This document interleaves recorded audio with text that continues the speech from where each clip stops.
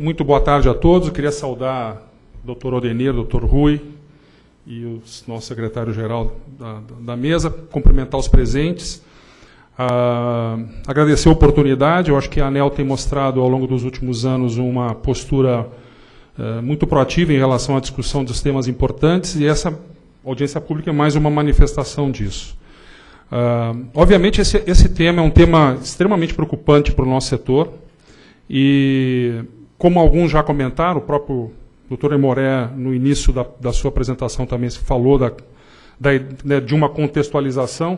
Quer dizer, nós vivíamos uma situação e vivemos uma situação com um grande número de projetos em fase de análise e aprovação que estavam aguardando a licenciamento ambiental para serem analisados e eventualmente aprovados. Hoje, vamos dizer assim, esse número está na faixa aí de aproximadamente 700 projetos já com aceite e outros 129 em fase de elaboração. Ou seja, um universo bastante grande, o potencial de projetos é bastante significativo, e esses números eles estão mais ou menos nessa faixa de tamanho e de dimensão há bastante tempo. Então, essa preocupação com relação a buscarmos otimizar, esse fluxo e darmos maior celeridade nesse processo é uma preocupação constante de muitos anos que a Abragel e até a própria PMPE, antes da Abragel, discutiram inúmeras oportunidades aqui com a ANEEL. No início desse ano, mais precisamente em fevereiro, a Abragel protocolou uma correspondência aqui na ANEEL, apresentando uma pauta de sugestões para que a gente pudesse otimizar esses processos de análise.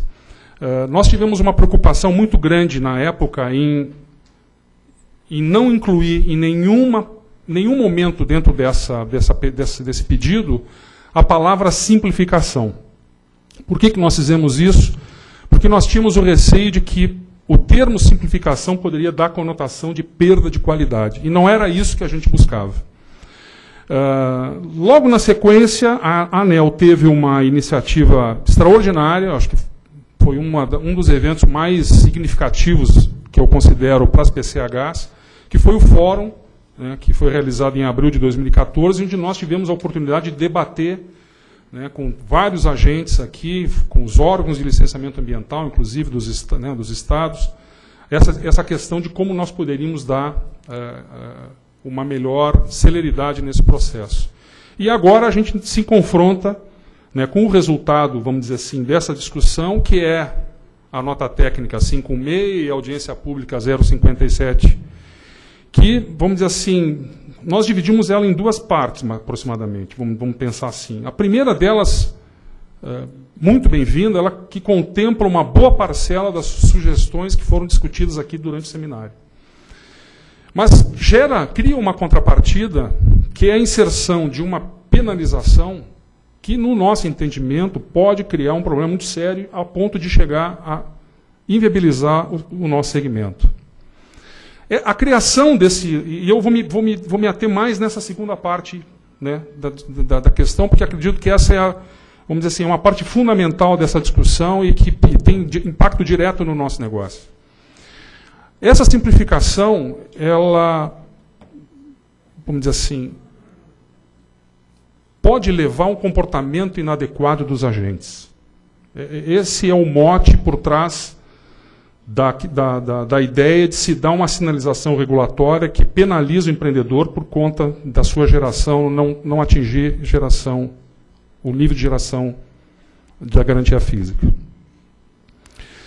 Quais são as contra-razões que nós colocamos para isso? Primeiro, nós entendemos que a ANEEL não pode abrir mão do zelo pelo aproveitamento ótimo.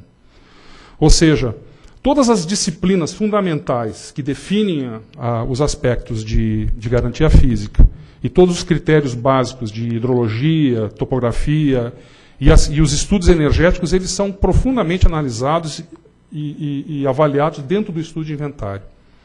Então, o estudo de inventário, que define o aproveitamento ótimo, é um conjunto de análise, de estudos, que é extremamente criterioso. Durante esse processo de simplificação ou de otimização, em nenhum momento a gente está falando da diminuição do nível de exigências com relação à qualidade do projeto ou os documentos e da apresentação que deve ser feita do projeto básico. Obviamente, todas as disciplinas de topografia, hidrologia e energética continuarão e deverão ser, né, verificados pela ANEEL. E aí, pegando carona nesse comentário do Luiz Otávio, ou seja, com a resolução 583 de 2013, a ANEEL, de uma certa forma, ela já certifica os parâmetros de projeto que são fornecidos pelo agente. Então, a ANEEL tem todos os instrumentos, né, necessários para fazer isso. Ou seja, as práticas atuais e os regulamentos da ANEEL asseguram a sinalização regulatória adequada para garantir uma boa qualidade dos projetos. E a análise de projetos básicos, como está sendo proposta, na realidade ela não consiste numa simplificação, tá, com perda de conteúdo, mas sim numa otimização do processo. Eu já estourei meu tempo, né? Eu posso mais um minuto? Posso pedir mais um minuto, por gentileza? Obrigado.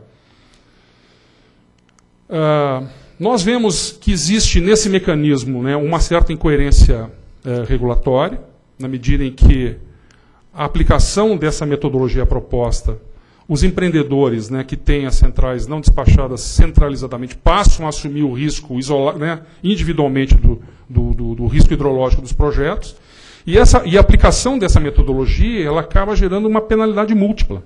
Né, pelo mesmo motivo que, vamos dizer assim, quando a gente tem períodos de baixa hidrologia, ou de baixa geração por problemas de hidrologia, como a gente está vivendo agora, a questão do GSF, a gente pode ter a exposição por PLD, subsequentemente eu posso ter um rebaixamento da minha garantia física por força da portaria, e ainda ter que repor, né, ou ter essa cobrança, né, desse montante de energia rebaixado a essa diferença de PLD menos TEL.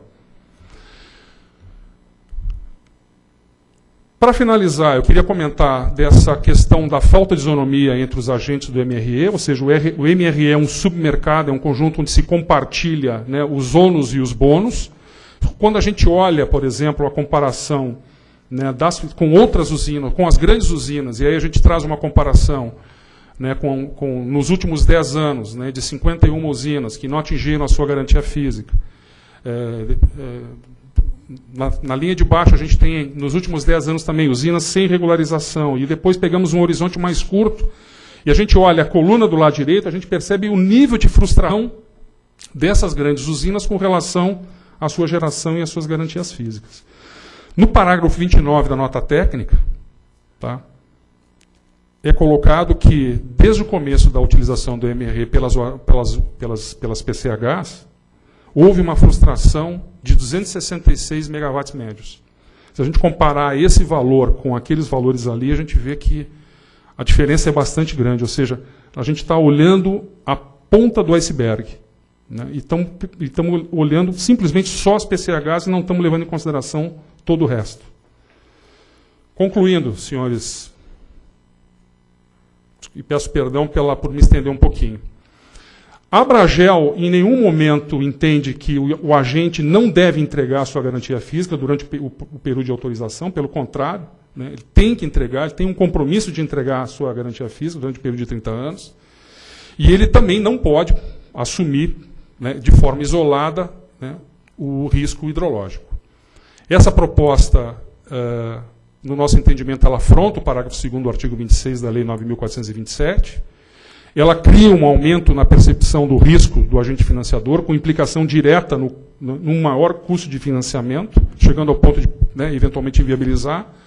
O efeito prático é que as PCHs vão participar de uma sociedade que se chama de MRE, né, onde vai dividir o prejuízo, mas não vai poder participar do benefício.